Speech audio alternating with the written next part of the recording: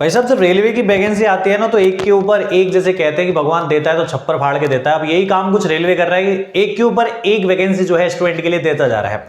अब यहाँ पे एक बहुत तुरंत अभी हाल ही में एक वैकेंसी दी है, एक बहुत अच्छी पोस्ट पे वैकेंसी निकली है। 2 पोस्ट है वैसे, हालांकि एग्जाम फॉर्म एक ही होगा उसका। टेक्नीशियन भर्ती है 2024 वाली, जो आरआरबी अभी कंडक्ट कराने वाला है। इसमें 2 पद है, उन 2 पदों की बात करेंगे। है क्या वैसे, टेक्नीशियन ग्रेड फर्स्ट पे है एक तो, और एक है टेक्नीशियन ग्रेड थर्ड पे।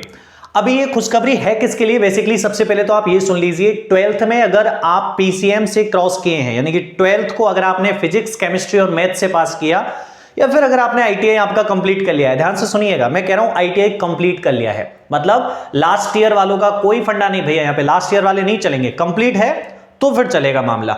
आईटीआई कंप्लीट है आपकी तो मौज है, और अगर आपने भाई साहब पीसीएम से 12th पास किया है तो भी मौज है, फिर वैकेंसी आपके लिए है, फिर आपको वीडियो कंप्लीट देखना चाहिए। अब सुनिए, आरआरबी टेक्नीशियन का जो पद है उस पर यह भर्ती निकली है। अब सबसे पहली बात जो दिमाग में आता है कि सर फॉर्म कब से कब तक भरे जाएंगे, पहले तो ये बताओ, बाकी की जानकारी बाद में देखेंगे।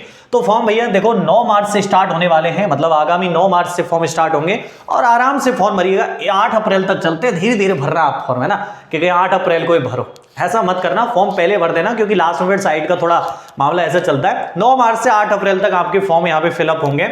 अभी देखिए इसमें 2 पद है, जैसे मैं आपसे कह रहा था। एक तो पद जो इसमें है ना वो है टेक्नीशियन ग्रेड फर्स्ट वाला, टेक्नीशियन ग्रेड फर्स्ट वाला एक पद है, टेक्नीशियन ग्रेड फर्स्ट सिग्नल। अब इसके लिए क्या क्या चीजें हैं, इसमें पदों की संख्या है टोटल 1100 पद इसके अंदर है। फॉर्म कौन कौन भर सकता है? ठीक है 1100 पद हैं तो फॉर्म भाई साहब देखो, जैसे मैं कह रहा था, एक तो अगर आपने 12th को पीसीएम से पास किया है, मतलब फिजिक्स, केमिस्ट्री और मैथ से पास किया है, भर सकते हो। साथ ही साथ अगर आपने आईटीआई कर ली है तो भी आप इसमें फॉर्म भर सकते हो। लेकिन एक क्वेश्चन मार्क यहां पे है, बहुत ध्यान से सुनिएगा, अगर आपकी आईटीआई कंप्लीट है तो ही आप इसमें फॉर्म भर सकते हो। ये नहीं चलेगा कि भाई आईटीआई हम लास्ट ईयर में है, फाइनल ईयर में, तो फॉर्म भर दे, क्या नहीं होगा ऐसा। अगर कंप्लीट है तो फिर आप फॉर्म भर सकते हो, अन्यथा आप इसमें फॉर्म नहीं भर सकोगे। तो फॉर्म कौन भर सकता है? पीसीएम और आईटीआई वाले इसमें फॉर्म भर सकते हैं। मेडिकल स्टैंडर्ड आपके लिए B1 जो है अनिवार्य है, वो जरूरी है। एज लिमिट सर क्या रहने वाली है इस पद के लिए, टेक्नीशियन ग्रेड फर्स्ट सिग्नल के लिए क्या एज लिमिट रहेगी? तो 18 से और 36 वर्ष के बीच में यहां पर एज लिमिट रहने वाली है, मतलब आयु सीमा इतनी होनी चाहिए इसके लिए। सेकंड जो पद है अपना, उस पद का नाम है टेक्नीशियन ग्रेड थर्ड वाला। टेक्नीशियन ग्रेड थर्ड वाला जो पद है, इसमें पदों की संख्या टोटल कितनी है? 7900। अब खास बात आप देखिए भाई, यहां पे जो ये टेक्नीशियन ग्रेड फर्स्ट वाला सिग्नल वाला पद है, इसमें 1100 पद है, और इसमें पीसीएम और आईटीआई वाले दोनों फॉर्म भर सकते हैं।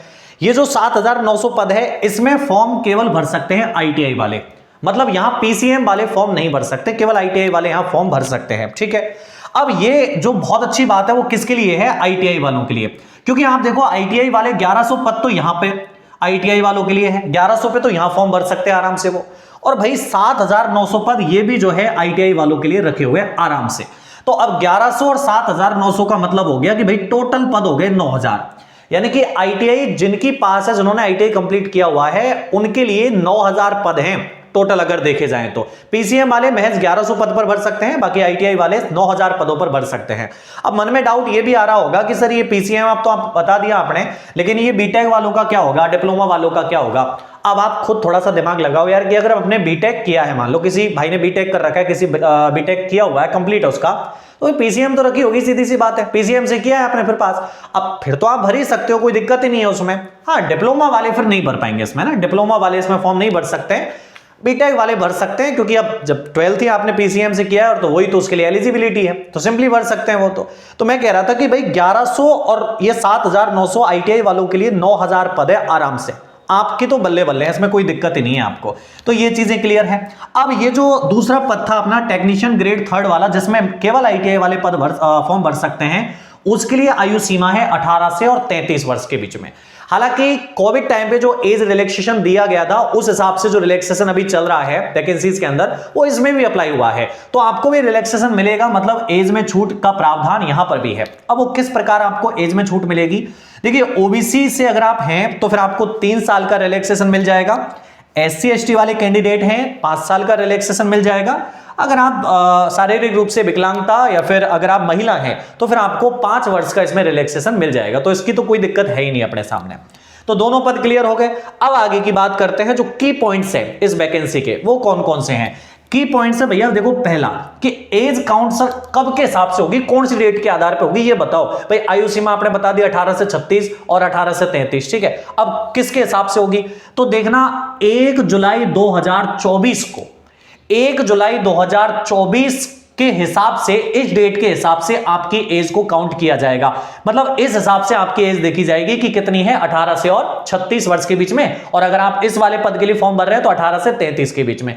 अच्छा, ये भी चीज मैं अभी यहां पर क्लियर कर दूं कि जो पहला पद है टेक्नीशियन ग्रेड फर्स्ट सिग्नल वाला, और जो ये दूसरा पद है टेक्नीशियन ग्रेड थर्ड वाला, ये जो दोनों है, दोनों के लिए आपको अलग से फॉर्म फिल करने की जरूरत नहीं है। फॉर्म एक ही होगा, दोनों का अलग अलग फॉर्म नहीं भरे जाएंगे, एक फॉर्म भरोगे ये दोनों हो जाएगा उससे। अच्छा, एग्जाम मोड क्या है सर इसके लिए। एग्जाम मोड की बात करें तो देखो कंप्यूटर बेस्ड टेस्ट होने वाला है, मतलब सीबीटी रहेगा। लेकिन सर क्वेश्चन दिमाग में है कि सीबीटी कितने होंगे, एक होगा कि 2 सीबीटी होंगे, अभी कुछ कह नहीं सकते। लेकिन 99% पॉसिबिलिटी मैं आपको बता रहा हूं कि सीबीटी इसमें एक होगा। बहुत बड़ी बात कह रहा हूं मैं, ध्यान से सुनना आप लोग। सीबीटी एक होगा, और मैं क्यों कह रहा हूं, किस आधार पे कह रहा हूं आप जरा सुनिए। जब अगर हम इस वैकेंसी का अभी अगर नोटिफिकेशन देखते हैं जो आरआरबी की साइट पे है, उस नोटिफिकेशन में आप अगर देखोगे तो वहां पे सीबीटी लिखा हुआ है। मतलब जो ये कॉलम होता है ये अपने फीस वगैरह का, उस कॉलम में लिखा हुआ है सीबीटी। अब अगर मान लीजिए 2 एग्जाम की बात हो रही है तो फिर उसको लिखना क्या चाहिए, सीबीटीज लिखना चाहिए, ठीक है ना। और उसने केवल क्या लिखा, सीबीटी लिखा। मतलब बात कितनी सीबीटी की हो रही है, एक सीबीटी की हो रही है। अब सर ये क्या बात हुई, अरे बात हुई ना, रेलवे ग्रुप डी वाली वैकेंसी के नोटिफिकेशन को अगर आप देखोगे तो वहां पर भी कुछ इसी तरीके का किया गया था। वहां सीबीटीज ना लिख करके सीबीटी लिखा था, और एग्जाम कितनी हुई थी, एक। अब कुछ कुछ यहां पर भी वही चीज की है। तो जहां तक पॉसिबिलिटी है एग्जाम एक ही होने वाली है, एग्जाम 2 नहीं होगी, इसके लिए सीबीटी एक ही होगी।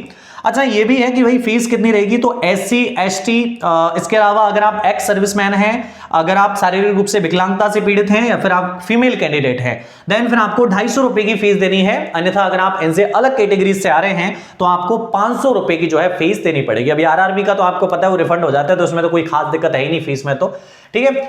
एग्जाम पैटर्न का भी डाउट रहेगा दिमाग में, सर थोड़ा सा इसको भी क्लियर कर देते तो बढ़िया रहता है एग्जाम पैटर्न को। तो भैया अभी इसके बारे में कुछ कहा नहीं जा सकता, एग्जाम पैटर्न के बारे में पहले से गुमराह करना थोड़ा दिक्कत करेगा। एग्जाम पैटर्न अभी ये शॉर्ट नोटिफिकेशन है, आगे जब डिटेल नोटिफिकेशन इसका आता है तो तुरंत आपको अपडेट दे दिया जाएगा। बने रहिएगा अभिषेक क्लासेस के साथ, और टेलीग्राम वगैरह पे जुड़े हुए हैं तो वहां तो आपको लगातार सूचनाएं मिलती रहती है, ठीक है ना। और तुरंत उसके लिए आपको वीडियो भी यहाँ पे अवेलेबल हो जाएगा। फिर से मैं एक बार इसकी दोहरान कर देता हूं क्या क्या चीजें हैं। तो देखिएगा, आरआरबी टेक्नीशियन 2024 वाली भर्ती थी, फॉर्म भरे जाएंगे आपके 9 मार्च से और 18 अप्रैल के बीच में। 2 पद हैं, पहला पद है टेक्नीशियन ग्रेड फर्स्ट सिग्नल वाला, और दूसरा पद है टेक्नीशियन ग्रेड थर्ड वाला। टेक्नीशियन ग्रेड फर्स्ट सिग्नल में टोटल वैकेंसीज की संख्या है 1100, और इसमें फॉर्म भर सकते हैं पीसीएम 12th वाले और साथ में आईटीआई वाले, लेकिन आईटीआई कंप्लीट होनी चाहिए। दूसरा, मेडिकल स्टैंडर्ड V1 कैटेगरी का चाहिए होगा, V1 स्टैंडर्ड चाहिए इसके लिए। एज लिमिट आपकी 18 से 36 के बीच में होनी चाहिए, अपना 1 जुलाई 2024 तक, है ना, ये डेट याद रखना। फिर दूसरा जो पद है अपना, उसका नाम है टेक्नीशियन ग्रेड थर्ड, जिसमें 7900 पद है, और उसमें केवल आईटीआई वाले फॉर्म भर सकते हैं। तो इसका मतलब ये हो गया कि आईटीआई वालों के लिए 1100 पद तो ये रहे और 7900 पद ये रहे। तो 7900 और 1100 मतलब 9000 पद, 9000 पद आईटीआई वालों के लिए खुले हैं। बाकी पीसीएम वालों के लिए यहां पर 1100 पद है केवल। आयु सीमा इस वाले पद के लिए 18 से 33 वर्ष होने वाली है। रिलैक्सेशन में आपको बता चुका हूं कि इसमें रिलैक्सेशन का भी प्रावधान रखा जाएगा। तो ये था दोस्तों एक शॉर्ट नोटिफिकेशन रेलवे का जो आरआरबी टेक्नीशियन भर्ती के लिए था। कैसी लगी आपको ये अपडेट जरूर कमेंट करके बताइएगा। साथ ही अगर आपने अभी तक अभिषेक क्लासेस को सब्सक्राइब नहीं किया है तो पल पल की जॉब्स के अपडेट के लिए अभिषेक क्लासेस को सब्सक्राइब कर लीजिए। मिलते हैं अगली वीडियो में। Thank you.